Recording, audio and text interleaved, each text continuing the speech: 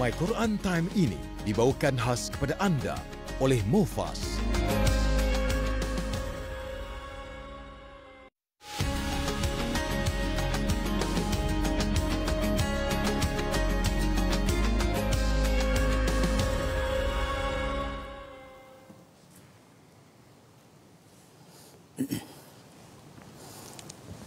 أعوذ بالله من الشيطان الرجيم بسم الله الرحمن الرحيم يا أيها الذين آمنوا أنفقوا من طيبات ما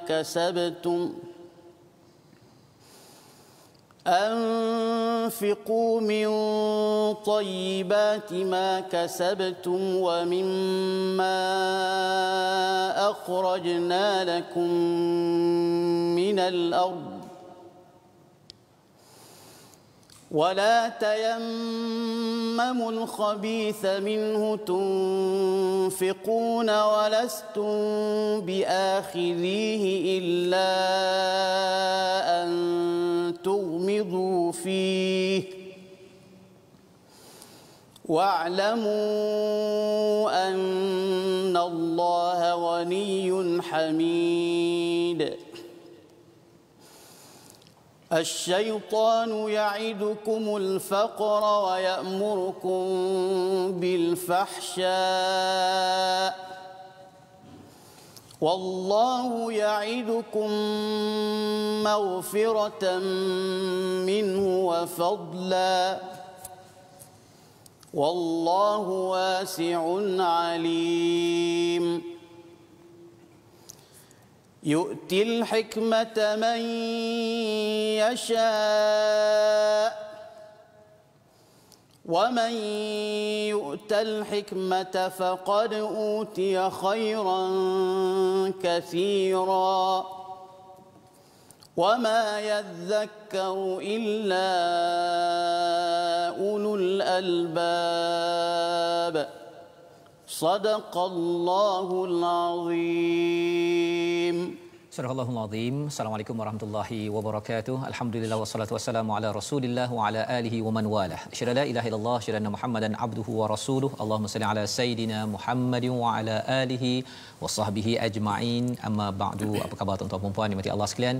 Alhamdulillah kita bersyukur pada Allah Subhanahu wa taala. Allah izinkan kepada kita pada hari ini untuk mengulang kaji halaman ke-44 hingga 49 daripada surah Al-Baqarah. Seperti mana semalam kita mengulang kaji bahawa ini adalah 5 halaman yang terakhir daripada surah Al-Baqarah, dan pada hari ini kita mengulang kaji bersama istimewa kita pada hari ini diperkenalkan Dr. Wan Hilmi ya, yang dihadirkan daripada UKM yang kita nak berkenalan lebih lagi pada hari ini insya-Allah, dan kita bersama juga dengan Ustaz Ahmad Tirmizi. Apa khabar Ustaz? Seperti biasa tetapi kita amat bersyukur kerana hari ini kita akan mendengar alunan bacaan Al-Quran, dan sudah tentunya kalau pada zaman Nabi sallallahu alaihi wasallam, Nabi sehingga meminta sahabat untuk membacakan Al-Quran. Kerana apa? Kerana Al-Quran ini apabila dibacakan dengan kaedah yang betul, dengan suara yang bagus, ia memberi kesan kepada hati-hati kita semua yang perlukan siraman hidayah daripada Allah Subhanahu Wa Taala pada setiap hari. Itulah yang kita doakan, ihdinas siratal mustaqim. Ya Allah, kurniakanlah hidayah kepada kami, ya, bukan sekadar untuk saya tetapi untuk ahli keluarga saya, kawan-kawan saya, kepada tuan-tuan yang berada di rumah. Kita sentiasa berdoa dengan ihdinas siratal mustaqim. Jadi saya menjemput tuan-tuan untuk share di Facebook, di ruang social media pada hari ini, beritahu kepada semua yang ingin belajar lebih mendalam dengan Dr. Wan Hilmi pada hari ini. Kita akan berkenalan sebentar lagi, lebih lagi. Kita mulakan dahulu dengan Ummul Quran Al-Fatihah bersama dengan Ustaz Ahmad Tirmizi. Silakan Ustaz. Masya-Allah. Terima kasih Ustaz Fazrul. Penonton-penonton sahabat-sahabat Al-Quran, maka saya ini selaku tuan rumah saya kena baca jugalah untuk buka majlis lah insya-Allah. Dan saya ucapkan selamat datang kepada sahabat saya Al-Fadhil Dr. Wan Hilmi, bintang ilmuwan kita pada hari ini, seorang bintang dalam bidang Al-Quran negara kita. bersama-sama kita tadi permulaan dah baca potongan daripada ayat daripada surah Al-Baqarah muka surat 45 ayat yang ke-267 hingga 269. InsyaAllah Ustaz Fadil nanti akan tadabbur. Bacaan yang kita dengar itu kita menyati tentang kematian, kita ingat tentang sedekah, kita ingat tentang bila sebut tentang keimanan kita kepada Allah Subhanahu Wa Taala. Bacaan ni kalau saya dengar itu seperti Syekh Siddiq Mishawi, bacaan dia tenang tapi yakhshallah. Kita akan rasa takut dengan bacaan tu, masya-Allah. Baiklah, saya akan baca surah Al-Fatihah sebelum kita berkenalan lebih lanjut Dr. Wan Hilmi kita, insya-Allah. Insya-Allah. A'udzu billahi minasy syaithanir rajim. Bismillahirrahmanirrahim. Alhamdulillahi rabbil alamin. Ar-Rahmanir Rahim. Maliki yaumiddin. Iyyaka na'budu wa iyyaka nasta'in. اهدنا الصراط المستقيم صراط الذين أنعمت عليهم غير المغضوب عليهم ولا الضالين.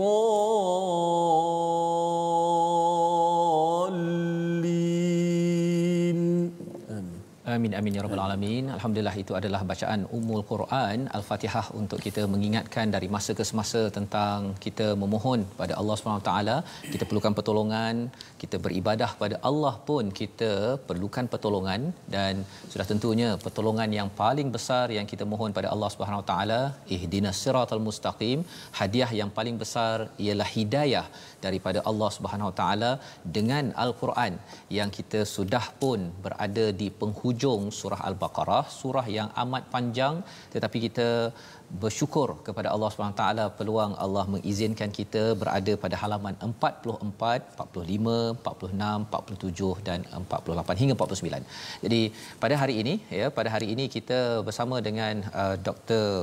Wan Hilmi, bukan asing lagi di negara kita iaitu tokoh dalam pendidikan Al-Quran dan banyak membuat kelas dan mengajar di peringkat kebangsaan ini. Jadi doktor, mungkin kalau doktor boleh berkongsi sikit doktor dari segi latar belakang pendidikan, dan juga sebenarnya doktor bila terlibat dengan pengajian Al-Quran ini, mengajar ni, sebenarnya apakah satu perkara yang amat menarik dalam pengalaman doktor bersama Al-Quran? Silakan doktor. Allahumma salli ala sayyidina Muhammad wa ala ali sayyidina Muhammad. Bismillahirrahmanirrahim. Pertama sekali terima kasih pada saudara Ustaz Fazrul, sahabat saya Tarmizi yang tak asing lagi. Sedikit tentang pengalaman saya, belajar ilmu Al-Quran ni kena lama lah. Kena lama. Sebagaimana kata Imam Syafi'i, tulis zaman. Tulis zaman. Panjang masa lah. Kemudian juga kena banyak berguru dengan orang-orang alim lah. Banyak berguru dengan orang alim. Sebab ilmu ni bukan mudah untuk kita dapat jika kita tidak ada mursyid. Tidak ada mursyid. Jadi guru tu adalah orang yang akan membimbing kita. Orang yang akan membimbing kita dan akan meletak kita di satu tempat yang paling selamat lah, insya-Allah. Di pengalaman doktor ketika belajar ini dan juga mengajar, pasal bercakap tentang khairukum, orang yang paling baik adalah orang yang belajar mengajar Al-Quran, doktor pasti ada cabaran dan ada pengalaman manis, kan? Jadi kalau doktor boleh berkongsi ini untuk kita, sebenarnya kalau setiap hari Jumaat Sabtu ini kita nak bawakan tokoh-tokoh dalam pengajian Al-Quran, bila orang cakap tokoh biasanya orang cakap yang cantik-cantik je, kan? Tapi sebenarnya cantik itu hanya lalu ataupun berlaku bila dah melalui yang tak cantik, Jadi doktor kalau ada kongsi sikit untuk beri semangat kepada penonton, tuan-tuan yang berada di rumah, agar kita nak menuju cantiknya Al-Quran itu apa cabaran yang mungkin Dr. sudi kongsikan? Semangat ataupun dorongan untuk belajar Al-Quran ini adalah berpunca daripada guru kita. Bagaimana kita mendapat nasihat daripada guru kita tu? Contohnya, guru kita pesan kepada kita supaya perbanyakkan baca Al-Quran Karim. Ini selalu dipesan oleh guru. Jadi untuk kita mendapat apa orang kata tu, minat ataupun dorongan tu yang sangat tinggi dengan membaca Al-Quran itu, kita berusaha untuk membaca sebanyak mungkin setiap hari. Jadi sebagaimana kata Syekh saya, dia kata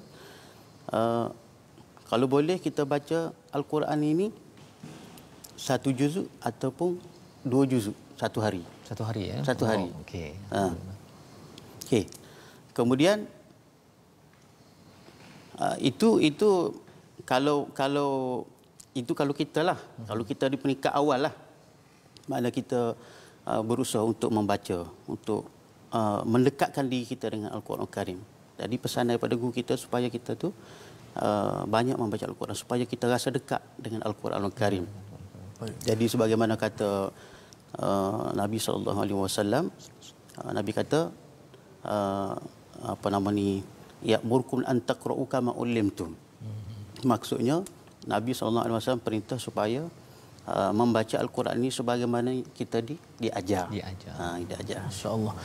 Dr. Wahmi, sebagai maklum Dr. Wahmi juga pernah belajar di Mesir ya.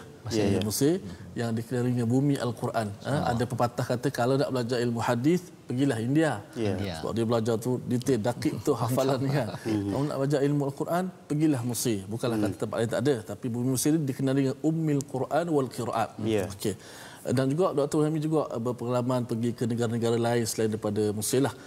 Mungkin doktor boleh beritahu kepada kita semua tentang bagaimana perkembangan ilmu Al-Quran ataupun qiraat di especially negara Mesir lah, supaya kita dapat ambil pengajaran. Macam mana hebatnya Al-Quran di sana, Ustaz, Doktor? Saya belajar di Mesir daripada tahun 2000. Daripada 2000 sampai 2006 dalam bidang usuluddin, tafsir lah, fokus pada tafsir lah. Kemudian saya balik ke Malaysia tahun 2006, penghujung 2006, tetapi saya masih lagi bermusafir ataupun berkelana ke Mesir daripada tempoh 2007 sampai 2019. Sehingga dapat PhD lah. Sehingga tamat pengajian saya dalam bidang kedoktoran. Penulisan saya ataupun tesis saya tu daripada master sampai ke PhD, kajiannya dilakukan di Mesir. Okey, masya-Allah. Tajuk apa tu, Doktor? Tajuk kalau peringkat master, pengaruh bacaan Taranum Mesir terhadap Qori di Malaysia. Okey. Kemudian tajuk peringkat doktor, kaedah-kaedah bacaan Taranum Mesri di Mesir. Gitu. Jadi saya kira daripada tahun 2000 sampai 2020, 20 tahun lah. 20 tahun. Jadi perkembangan ilmu di Mesir ni memang sangat hebat lah. Cuma kita tak terkejar untuk belajar. Tak terkejar. Jadi sepanjang pengalaman saya tu, saya sudah menemui hampirlah qori-qori terkenal dan qori-qori besarlah di Mesir. Di Mesir. Masya-Allah. Semenjak daripada tahun 2000 lagi lah. Gitu. Masya-Allah. Jadi itu ada sudut suasana budaya Quran di sana. Kalau daripada aspek budaya, orang-orang Mesir ni dia membaca Al-Quran ni tak kira tempat. Tak kira tempat. Di atas bah, di tepi jalan, di padang, Ada juga yang minta sedekah baca Quran juga. Yang minta sedekah pun ada juga. Baca Quran. Dia duduk di tepi-tepi di kawasan lorong-lorong di Jamiatul Azhar. Oh. Duduk situ dia baca Quran. Atas bas pun baca Quran. Naik taksi sini. Sama. Taksi pun baca Quran. Kalau di tempat kita doktor, Ustaz Fazrul, kalau kita katakan bulan puasa, bulan Al-Quran, kita naik bas baca Quran. Orang sebelah kata, itu riak lah tu.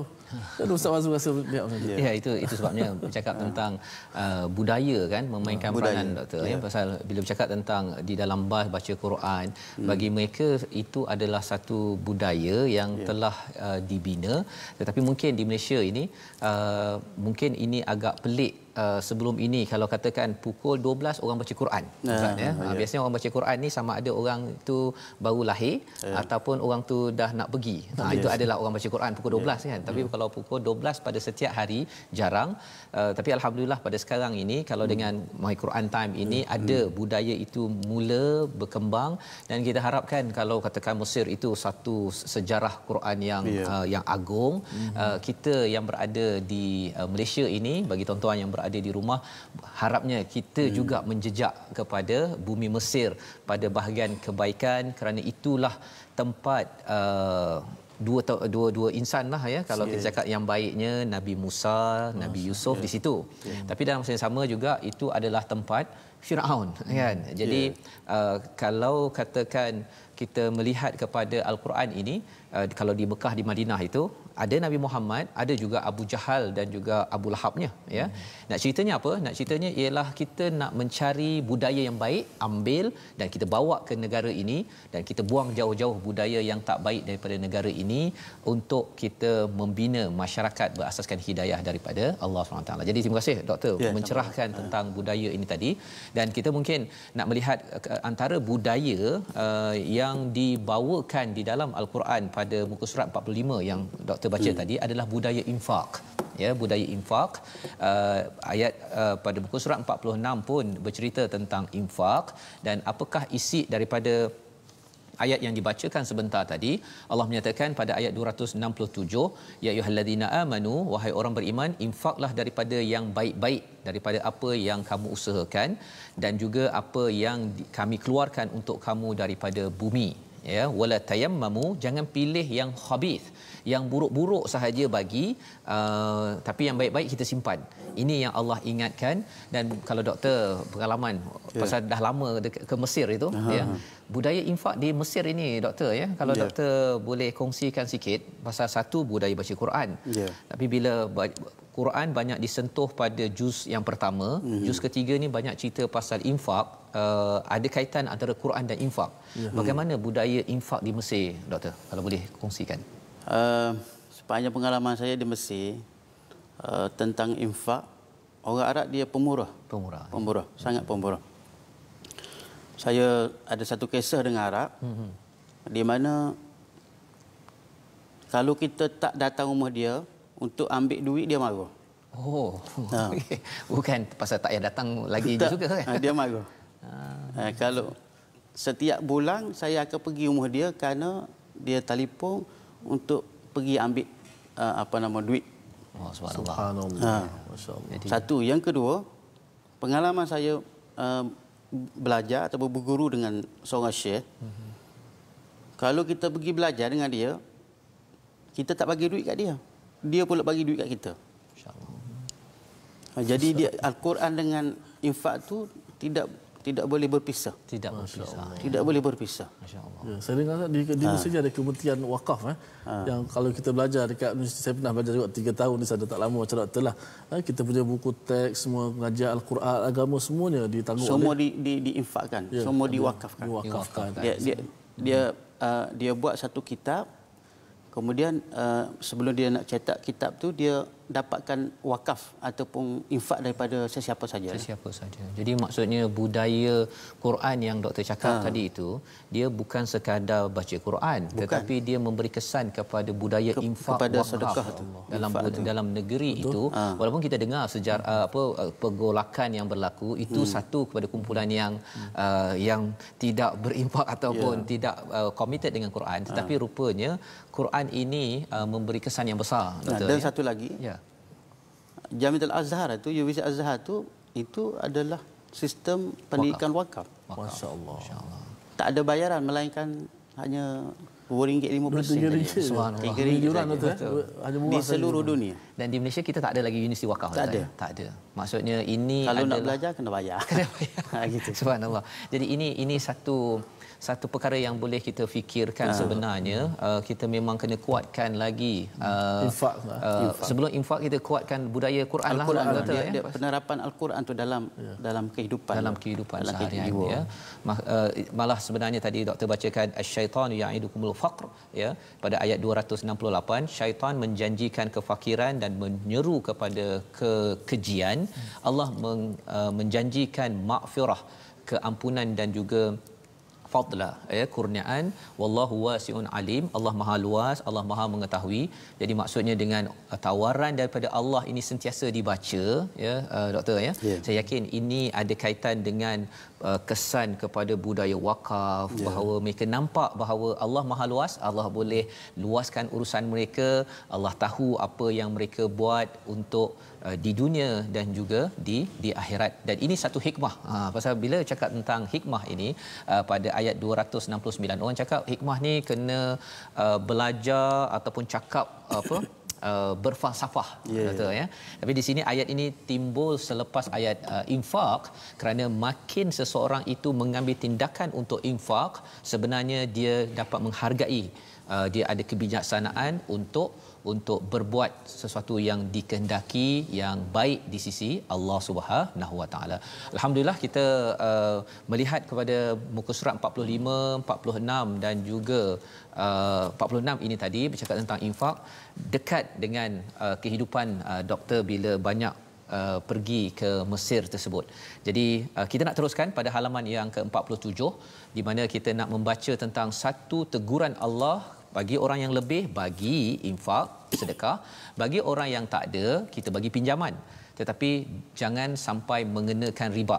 Mungkin di sini saya jemput doktor untuk bacakan ayat 275 halaman 47 dan juga ayat 276 untuk sama-sama kita ingatkan. Kalau orang Mesir itu diingatkan baca banyak kali memberi kesan, harapnya kita baca banyak kali ini memberi kesan kepada kita membina budaya di negara ini, insya-Allah. Silakan doktor. Billahi minasyaitonirrajim.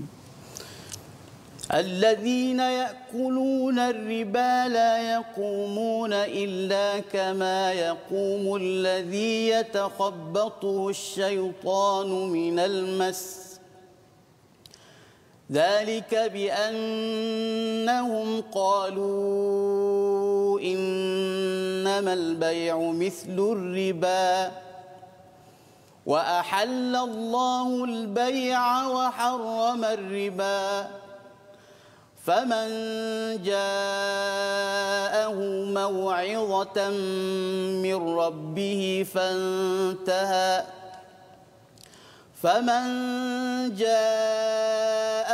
موعظة من ربه فانتهى فله ما سلف وأمره إلى الله ومن عاد فأولئك أصحاب النار هم فيها خالدون يمحق الله الربا ويربي الصدقات والله لا يحب كل كفار أثيم إن الذين آمنوا وعملوا الصالحات وأقاموا الصلاة وآتوا الزكاة إن الذين آمنوا وعملوا الصالحات وأقاموا الصلاة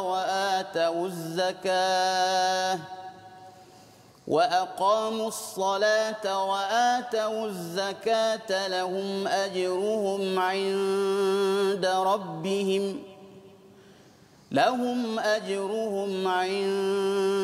ربهم ولا خوف عليهم ولا هم يحزنون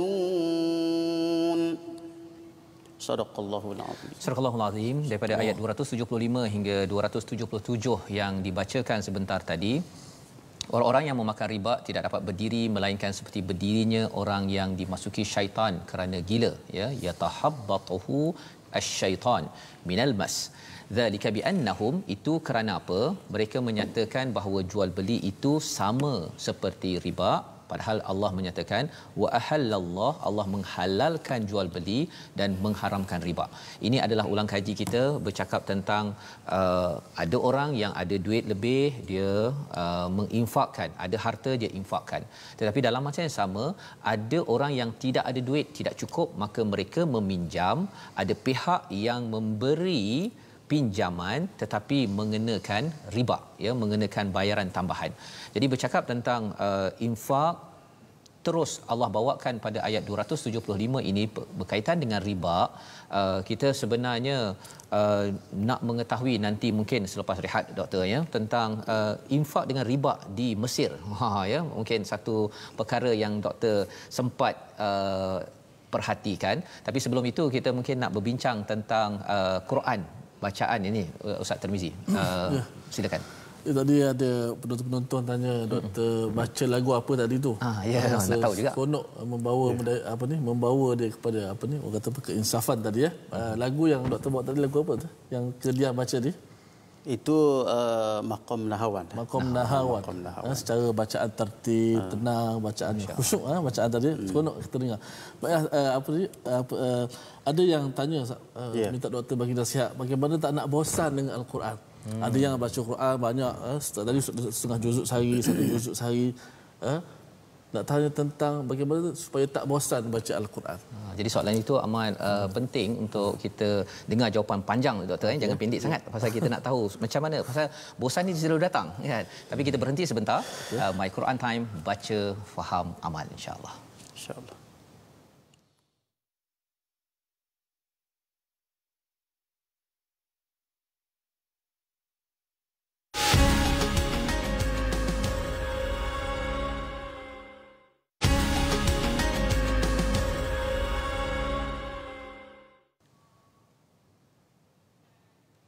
Kembali kita dalam My Quran Time, baca, faham, amal. Alhamdulillah pada hari ini kita bersama dengan tetamu istimewa Dr. Wan Hilmi daripada Universiti Kebangsaan Malaysia untuk sama-sama kita belajar apakah yang ada dalam pada halaman 45 hingga 49. Dan sebentar tadi kita mendengar bacaan yang amat-amat memberi kesan kepada hati kita. Dalam masa yang sama juga kita belajar rupa-rupanya makin banyak kita membaca Al-Quran ini memberi kesan kepada budaya sedekah, infak dan wakaf yang diperhatikan di bumi Mesir, dan perkara ini juga boleh kita peroleh insya-Allah bila kita makin lagi menyebarkan budaya membaca Al-Quran ini di mana jua, walaupun mungkin di dalam bas ataupun di ladang, seperti mana yang sebahagian daripada rakan-rakan kita yang berada dalam My Quran Time ini sedang ikuti sekarang, ya. Dan inilah yang kita ingin kembangkan. Dan sebentar tadi kita ada soalan daripada Ustaz Ustaz Ahmad Tirmizi, ya, berkaitan dengan bosan tadi, Ustaz. Kalau Ustaz boleh ulang balik soalan, mungkin ada yang tertinggal sebelum kita jemput Dr. Wan Hilmi berkongsi tips dan panduan, insya-Allah. Masya-Allah. Sebelum tu saya ajak sahabat-sahabat Al-Quran untuk kita bergabung di platform rasmi kita. Seperti biasalah, kita ada Facebook, ada YouTube, ada Instagram. Boleh sama-sama melalui Facebook ataupun Sahabah Al-Quran My #Quran Time dan My #Quran Time. Juga boleh tonton YouTube My #Quran Time Official dan Instagram My Quran Time Official. Sama-sama kita bertemu di sana, bergabung untuk menyebarkan maklumat, insya-Allah. Baik, kita kembali pada soalan tadi. Sebelum nak, ramai yang kata seronok dengan bacaan Dr. Hilmi, tenang saja. Satu-satu dialunkan dengan apa ni, suara yang orang kata apa, perlahan tapi maknanya sampai, masya-Allah. Baik, doktor, supaya kita tak bosan dengan Al-Quran. Al-Quran ni ada 30 juzuk, 114 surah. Dengan ayat-ayatnya ada yang mudah, ada yang susah dan sebagainya. Bagaimanakah supaya kita tak bosan dengan Al-Quran? Pertama sekali kena ikhlas lillahi ta'ala lah. Kita belajar ni pertama sekali ikhlas lillahi ta'ala. Apabila telah mencapai ikhlas lillahi ta'ala tu, kita akan belajar. Kita tidak melihat kepada masalah yang mendatang. Masalah yang hadir dalam kehidupan kita. Itu yang pertama. Kemudian yang kedua, apabila sebut berkenaan dengan belajar, yang kita naknya, yang kita maksud, yang kita hendaknya adalah supaya kita tidak berlaku bosan dalam membaca Al-Quran. Yang kita nak itu. Jangan bosan untuk kita membaca Al-Quran. Tetapi di sana terdapat benda-benda yang perlu kita ambil, yang perlu kita dapatkan lah. Apa dia yang perlu kita dapatkan? Semua ilmu yang nak baca Al-Quran, yang kita nak adalah baca Al-Quran itu supaya kita tidak merasai bosan pada diri kita. Tetapi yang kita nak adalah belajar ke semua ilmu. Yang naknya baca Quran supaya tak bosan. Tapi kita kena belajar semua benda berkait dengan Al-Quran. Baik ilmu tajwidnya, baik ilmu qiraatnya, baik ilmu tarannumnya, baik ilmu tadabburnya, Ya, betul. baik ilmu qasasul Quran, baik ilmu lughah, baik ilmu tafsir, ilmu dan sebagainya. Supaya kita akan menimbulkan minat yang lebih kuat, dorongan tu dalam hati kita, dalam perasaan kita. Maksudnya tadi doktor maksudkan ialah bosan tu memang ada cabaran halangan. Memang. Tapi ada. kita kena tengok yang akan dapat Yang nanti. nak kena kumpul semua Nak kena benda. kumpulkan, ya. Apabila semua dah ada daripada diri kita ni, barulah kita akan, bila kita baca Quran, pertama kita baca Quran, kita nak melihat kepada hukum tajwid. Yang kedua nak melihat kepada apa? Melihat kepada dari segi usul riwayat. Usul semasa kita baca Quran ni ada kaedah-kaedah yang tertentu dalam periwayatan. Contohnya kalau kita baca Hafsun, ada kaedah-kaedah yang tertentu dalam riwayat Hafs dan anak Asim. Dan kaedah-kaedah tersebut diambil daripada mana? Diambil daripada periwayatan. Belajar daripada guru ke guru-guru itu. Yang ketiga, apa yang kita nak lihat ialah dari segi bahasa, lughah. Dari segi lughawi, dari segi bahasa. Contohnya, kalau untuk memahamkan lagi kaedah, apabila kita membaca, kita nak dapatkan keseronokan tu, kita nak tahu dari segi apa dia punya susunan bahasa Al-Quran tu. Kita belajar. Contohnya kalau kita baca, فَمَنْ جَاءَهُ مَوْعِظَةٌ مِّنْ رَبِّهِ فَانْتَهَى فَلَهُ مَا سَلَفَ وَأَمْرُهُ إِلَى اللَّهِ. Itu adalah susunan Al-Quranul Karim. Kemudian yang lain-lain lagi boleh kita tadabbur makna ayat, tahu berkenaan dengan kisah-kisah yang terdapat dalam Al-Quran Karim. Jadi itu adalah kaedah bagaimana kita nak mengelakkan daripada bosan. Daripada bosan tadi. Bosan. Pasal maksudnya ada benda yang macam-macam kita ya, kena macam-macam siapkan dalam tu. Dalam bacaan tu. Al-Quran tu ya, yang kita kena siapkan. Ialah dia seperti bina bangunan lah, Ustaz ya. Maksudnya kalau nak bina satu tunggu sampai 2-3 tahun memang lama tu. Dia tak payah tunggu 2-3 tahun. 1-2 jam pun dia tak tahan dah kan. Tetapi bila ada sesuatu yang manis di sebalik proses itu, ketika kita tadi Ustaz cakap, saya tak tahu ni, kalau saya belajar sikit ilmu tajwid tadi, nanti saya dapat tahu senang cara saya nak keluarkan bunyi jim ke ain ke, maka kesannya kita akan lebih lagi bersemangat dan tidak lagi rasa proses tu membosankan. Masya-Allah, itu adalah satu perkara yang penting diberi perhatian kepada kita. Maksudnya bersedialah untuk bertemu kejutan demi kejutan, kemanisan demi kemanisan. Ketika membaca Al-Quran, barulah kita tidak mudah untuk diasak oleh kebosanan dalam kita membaca Al-Quran. Jadi doktor tadi itu berkaitan dengan bacaan. Dan kemudian bercakap tadi tentang ayat yang doktor baca tadi, ayat 275 tentang riba. Bila ayat tentang infak ini pada muka surat 44, 45, 46, 47, tuan-tuan boleh perhatikan, tiba-tiba wujud ataupun hadir ayat pasal riba. Jadi dalam konteks doktor pasal dah lama pergi ke Mesir tersebut, Tadi nampak di Mesir ada wakaf, kan, ada infak kerana baca banyak Al-Quran. Riba ni macam mana pula, Doktor? Al-Quran ni dia apabila datang benda yang baik, dia depan dia tu ada benda yang buruk. Benda yang buruk. Contohnya kalau ada wakaf, dia akan ada benda buruk iaitu riba. Riba, okey. Wakaf tu benda bagus. Kemudian lagi ada benda baik seperti jual beli. Betul. Depan dia tu ada riba. Riba. Kemudian lagi ada benda bagus lagi seperti hadiah, hebah dan sebagainya. Itu benda bagus yang Allah Taala berikan kepada kita. Jadi dia tak boleh berpisah benda baik dan benda buruk. Jadi di sana manusia akan berfikir tentang bagaimana nak dapatkan keuntungan. Betul. Mereka akan fikir macam mana kalau kita ni nak dapat keuntungan. Tidak melalui cara kita mengambil lebihan ataupun mengambil bunga lah, orang kata mengambil bunga daripada apa-apa saja, pinjaman, jualan, hutang piutang, juga jualan dan sebagainya. Jadi orang yang kalau hatinya Al-Quran, dia dalam dia tu Al-Quran, dalamnya Al-Quran, dia tak akan nampak benda yang buruk di depan dia. Dia tak akan nampak benda buruk, benda riba dan sebagainya lah. Dia akan fikir bagaimana cara dia nak elakkan daripada perbuatan riba itu. Dia nak untung juga. Dia nak untung juga, tapi dia elak bagaimana?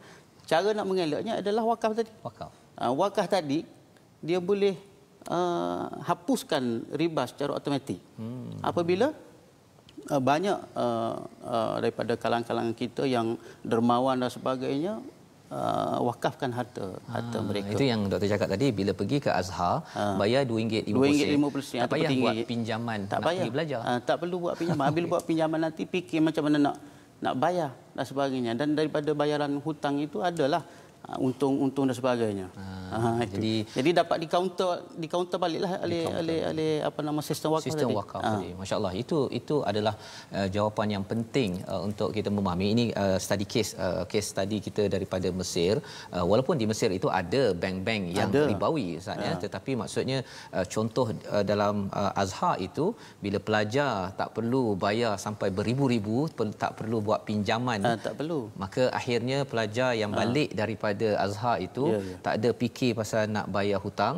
Kalau hutang satu hal, tapi kalau hutang yang ada riba inilah yang amat berlaku luas di negara ini, yang sebenarnya bagi tuan-tuan yang mengikuti My Quran Time ini peluang di mana kita menguatkan lagi bacaan Al-Quran, memahaminya, dan dengan itu kita walaupun mungkin wakaf kita RM1, RM2, RM50, tetapi ia membina kekuatan ekonomi agar sistem riba ini akhirnya kita ketepikan dengan izin, dengan bantuan daripada Allah Subhanahu Wa Taala. Jadi saya mungkin boleh tambah sikit lagi. Sila, sebab wakaf, sebab zakat, dan sebab-sebab yang lain lagi itu termasuk dalam kategori dia panggil sedekah. Sebab tu Quran kata innamas sadaqatu lil fuqara'i wal masakin wal 'amilina 'alaiha wal mu'allafati qulubuhum wa fir riqab dan sebagainya. Dalam ayat yang ke-47 ni ada dijelaskan ataupun dimuktamadkan. Ada dijelaskan ataupun dimuktamad ataupun signifikankan sedekah. Sedekah, bahawa Allah Ta'ala akan menghapuskan riba wa yurbis sadaqah dan menyuburkan sedekah. Gitu. Ayat 276 itu. Jadi nak sebutnya kata sedekah tu besar, luas. Harta wakaf, zakat dan sebagainya lah. Jadi maksudnya Allah menyuburkan sedekah dan salah satunya tadi wakaf dan sebagainya itu dia automatik dia menghapuskan riba tu. Menghapuskan. Jadi itu formula dalam ayat yang pendek ni sebenarnya. Ayatnya pendek 276 tetapi ini memberi pedoman sebenarnya pasal tentang isu ekonomi ni Ustaz. Ini berlaku di mana-mana, malah sebenarnya perkara ini kalau di Mesir ataupun di Mekah ke di Madinah benda ni sudah diamalkan. Tetapi bila ada sahaja orang-orang yang membawa sistem riba ini ke dalam sesuatu negara ataupun negeri, maka kalau Quran ini diketepikan, akhirnya kembali baliklah yamhaqullah itu Allah menghancurkan keberkatan daripada riba itu sehingga kan negara itu pun negara, negeri, keluarga akan hancur keberkatan disebabkan perkara ini tidak diambil perhatian. Jadi alhamdulillah ini pelajaran ulang kaji kita pada hari ini pada ayat 276 dan kita nak bergerak kepada muka surat 48 dan 49. Dua muka surat yang terakhir di mana ayat pada muka surat 48 itu ayat yang panjang, ayat terpanjang Ustaz ya. Ayat ini terpanjang dalam Al-Quran. Kita taklah baca, tuan-tuan boleh baca di rumah nanti. Kita mengulang kaji kepada ayat 283 dan 284. Mari sama-sama kita buka pada muka surat 49 dan saya persilakan sekali lagi Dr. Wan Helmi untuk membacakan ayat 283 284 dan mungkin doktor nanti pun boleh berkongsi. Atas tu pasal hutang kan. Di bawah itu berkaitan dengan lillahi ma fis samawati wa ma fil ard. Ada kaitan ke, tak ada kaitan ke? Mengapa ayat hutang masih ada lagi di muka surat akhir surah Al-Baqarah? Jadi silakan doktor untuk baca. أعوذ بالله من الشيطان الرجيم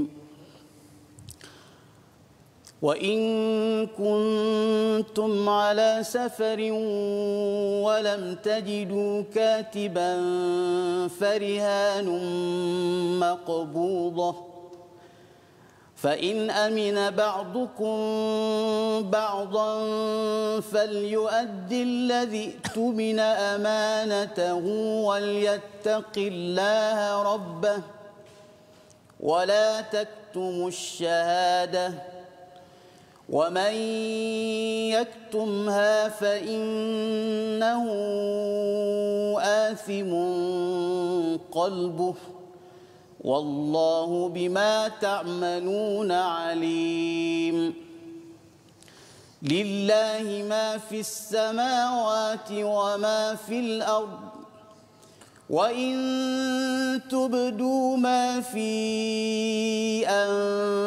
أنفسكم أو تخفوه يحاسبكم به الله فيغفر لمن يشاء ويعذب من يشاء والله على كل شيء قدير صدق الله العظيم. Surah Al-Azim ayat 283 dan 284 dan jika kamu bermusafir dan tidak mendapatkan seorang penulis maka hendaklah ada barang jaminan yang dipegang, istilahnya farihanum maqbudah. Tetapi jika sebahagian daripada kamu mempercayai sebahagian yang lain, hendaklah yang dipercayai itu menunaikan amanah dan hendaklah dia bertakwa kepada Allah Subhanahu Wa Taala Tuhannya dan janganlah kamu sembunyikan kesaksian kerana barang siapa menyembunyikannya sesungguhnya hatinya kotor berdosa. Allah Maha mengetahui apa yang kamu lakukan. Jadi ini adalah daripada ayat 283 menceritakan tentang kewajipan bagi orang yang berhutang ya walaupun tidak sempat ditulis ataupun tidak ada rahan ataupun gadaian yang diletakkan sebagai jaminan. Apabila kawan kita memberi pinjaman ya hutang, ia adalah amanah daripada Allah Subhanahu Wa Taala. Ia bukan lagi sekadar hutang. Orang cakap bahawa ini adalah hutang, hutang dengan bank, hutang dengan kawan dan sebagainya, tetapi ia adalah amanah yang Allah beritahu di sini wal yattaqillaha rabbah. bertakwalah kepada Allah sebagai Tuhannya. Jadi Allah mengulang Allah dan Rabbah di sini pasal nak memastikan dalam hati kita jangan main-main dengan hutang yang telah dibina, kerana ia adalah amanah dan lambang kepada ketakwaan. Jadi di dalam ayat ini pada doktor, kalau kita lihat 283 diikuti 284 hinggalah ke hujung surah Al-Baqarah. Mengapa doktor kalau katakan doktor boleh cerahkan lagi kepada saya, kepada penonton di rumah, hutang ini mengapa sampai ke hujung masih lagi dibicarakan? Silakan. Berkenaan dengan hutang ni sebab dia menjadi satu benda yang penting dalam masyarakat kita. Tidak kesemua orang ni dia kaya. Betul. Tidak semua orang ni kaya. Jadi apabila tidak memiliki harta yang cukup untuk diri dia, maka akhirnya dia mengambil jalan untuk berhutang. Okey. Jadi berhutang tu dengan siapa? Mesti berhutang tu adalah dengan orang-orang yang berharta. Berharta. Jadi dalam masyarakat kita ni, orang yang miskin dengan orang yang kaya tu ada di mana-mana saja. Ada di mana-mana saja. Jadi Allah Ta'ala tidak memberikan kepada orang yang tidak memberikan kepada semua orang ni kaya raya, tak beri. Hatta Nabi sendiri pun pada awalnya dalam keadaan yang yatim, dan tidak semua benda ada pada diri Nabi SAW. Kemudian apabila tidak ada harta, maka untuk menjadikan dia tu survival hidup dia tu, maka dia kena berhutang. Betul. Berhutang. Jadi dalam ayat ni masih lagi Allah Taala tegaskan bahawa kalau kita nak berhutang kata Allah, kalau kita nak berhutang kata Allah, berhutang tu Allah bagi option. Macam mana kita nak dapat duit kalau kita tak ada duit? Berhutang. Berhutang. Jadi berhutang tu adalah option, rukhsah yang Allah Taala bagi. Allah sayang, Allah bagi. Itu. Betul. Allah yang buat tu. Ya, betul. Allah yang buat boleh berhutang tu. Jadi itu adalah salah satu daripada option. Selain daripada kita berusaha, dalam waktu yang berusaha, tambah-tambah lagi musim PKP ni kan. Ya, betul. Musim PKP dah susah dah. Kemudian lagi nak kerja pun susah juga lagi, 2 kali susah. Kemudian lagi banyaklah benda-benda yang itu kan. Jadi Allah Ta'ala bagi option. Jadi Allah Ta'ala peringatkan kepada kita, kalau awak nak berhutang boleh, tapi dengan syarat awak mesti tanda atau mesti catat hutang-hutang itu. Takut nanti apabila kita berhutang kita tak mampu nak, kita lupa ataupun kita tak ingat, nanti masalah lah. Akan tersangkutlah kita dengan Allah Subhanahu Wa Taala. Dan kemudian lagi, setiap apa yang Allah Taala pesan, di hujung tu mesti Allah akan sebut, akan nyatakan bahawa Allah Subhanahu Wa Taala ni mengetahui tiap-tiap perkara. Cuba tengok. Fa in amina ba'dukum ba'dan falyu'addil, hendaklah kamu tunaikan amanah itu, yang kamu berhutang tu hendaklah kamu tunaikan amanah itu. Anda bertanggungjawablah. Ya, betul. Kemudian Allah Taala kata wal yattaqillaha rabbah, atau Allah Taala peringatkan di hujung dia, maka bertakwalah kamu kepada Allah Taala ni. Boleh Allah Taala bagi hutang, tapi hendaklah kamu bertakwa pada Allah. Nak sebut kata benda tu penting. Kemudian Allah Taala sebut lagi, wala taktumu syahadah, jangan kamu sembunyikan persaksian itu. Jangan sembunyikan persaksian itu. Barang siapa yang sembunyikan persaksian itu, maknanya dia menipu. Maknanya dia menipu. Apabila dia berhutang, dia buat lupa. Dia buat lupa. Allah Taala sebut fa innahu asimun qalbuhu, sesungguhnya dia itu berdosa. Hati dia berdosa. Hati berdosa. Itu yang kata tadi, kalau ada Al-Quran nanti insya-Allah dia takkan buat benda tu. Dia rasa bersalah ya. Dia rasa bersalah. Kita nak buat benda tu kita rasa bersalah. Kemudian Allah Taala pesan di hujung, wallahu bima ta'maluna alim. Setiap apa yang ada masalah di hujung dia ada solusi. Apa saja, cuba perhati. Cuba perhati kemudian yang lain-lain pun sama juga Allah Taala sebut. Pun ada wallahu ala kulli syai'in qadir wa ilaikal masir dan sebagainya lah. Jadi maksudnya di sini hutang ini memang satu rukhsah Allah satu berikan, rukhsah, satu option ya Allah Taala Taala kasih bagi. sayang ya. Allah yang sayang, tahu ada orang yang perlukan, tetapi jangan sampai gunakan rukhsah itu tanpa ikut pada peraturan. Dia mesti macam ni, mesti Allah Taala kalau bagi rukhsah tu mesti bertanggungjawab. Mesti beramanah lah. Jangan bila tak ada benda nak benda, bila dah dapat benda kita pun entah mana. Dia kalau katakan bertanggungjawab tu doktor ya, bila katakan dah diberi 4 rakaat, boleh 2 rakaat kan. Ada orang dia pergi jamak dan kasarnya 5 waktu sekali kan, itu tak bertanggungjawab. Okay. Jadi ini pelajaran penting untuk kita lihat kepada ayat 283. Allah memberi keringanan, kemudahan untuk kita adalah untuk kita bertanggungjawab memanfaatkan keringanan ini daripada Allah Subhanahu Wa Taala, kerana Allah tahu ya, Allah tahu apa yang kita sembunyikan dan apa solusi kepada apa yang sedang kita hadapi. Dan ini menghujungkan, berada di bahagian penghujung di mana kita tahu bahawa Allah ini menguasai segala-galanya pada ayat 284, dan 285 itu adalah perjuangan Rasul.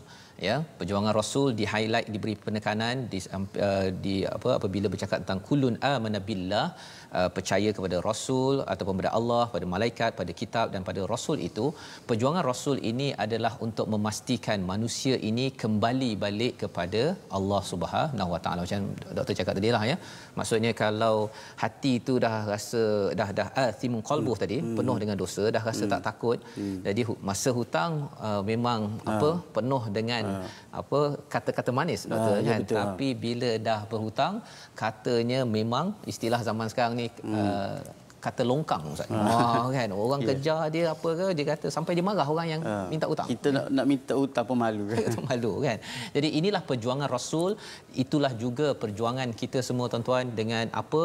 Dengan Al-Quran yang kita baca pada hari ini. Moga-moga ini akan membina transformasi dalam diri keluarga kita, dan kita doa pada Allah Subhanahu Wa Taala, Allah izinkan kita bersama hidayah daripada Allah Subhanahu Wa Taala. Kita persilakan doktor, mohon doktor untuk berdoa, diaminkan oleh tuan-tuan yang berada di rumah agar kita dipimpin dengan panduan daripada surah yang kita baca. Silakan doktor.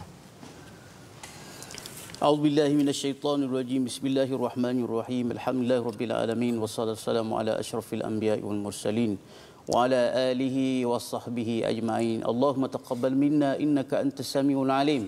وعلينا يا مولانا إنك أنت التواب الرحيم واهدنا ووفقنا إلى الحق وإلى الصراط المستقيم ببركة القرآن العظيم. اللهم نورنا بنور علمك، اللهم نورنا بنور علمك وأبعد النسيان برحمتك يا أرحم الراحمين. اللهم زدنا علما وارزقنا فهما، اللهم زدنا علما وارزقنا فهما، اللهم ارزقنا فهم النبيين وحفظ المرسلين برحمتك يا أرحم الراحمين. ربنا لا تؤاخذنا إن نسينا أو أخطأنا، ربنا ولا تحمل علينا إصرا كما حملته على الذين من قبلنا، ربنا ولا تحملنا ما لا طاقة لنا به، واعف عنا واغفر لنا وارحمنا أنت مولانا فانصرنا على القوم الكافرين. وصلى الله على سيدنا محمد وعلى آله وصحبه وسلم. سبحان ربك رب العزة عما يصفون وسلام على المرسلين والحمد لله رب العالمين. Amin amin ya rabbal alamin. Terima kasih diucapkan pada Dr. Wan Hilmi sebagai tetamu jemputan pada hari ini, berkongsi banyak perkara untuk manfaat saya pada tuan-tuan yang berada di rumah. Kita ingin sebarkan lagi hidayah daripada Al-Quran ini yang kita nampak, kita dengar sebentar tadi, membina transformasi. Salah satu platform tuan-tuan boleh bersama adalah dalam Wakaf untuk Ummah, satu usaha untuk kita belajar daripada Al-Azhar sebentar tadi. Wakaf ini akan membina kekuatan ekonomi, dalam masa yang sama membina jiwa takwa untuk kita mengelakkan daripada riba yang ada dalam masyarakat. Tuan-tuan boleh menyumbang di nombor akaun yang ada untuk kita menyebarkan, membawakan mushaf Al-Quran lebih ramai, banyak lagi program untuk mendidik dengan asas Al-Quran. Saya ucapkan terima kasih kepada Dr. Wan Hilmi yang bersama pada hari ini doktor ya. Insya-Allah kita harap berjumpa lagi, dan kita mengucapkan ribuan terima kasih kepada Mofas yang membawakan program ini My Quran Time, dan kita bersyukur kita sudah selesai mengulang kaji sehingga akhir surah Al-Baqarah. Kita doakan agar semua rakyat Malaysia dan di dunia ini dapat peluang untuk mendengar Quran Time, baca, faham, amal, insya-Allah pada masa-masa yang akan datang. Jumpa lagi.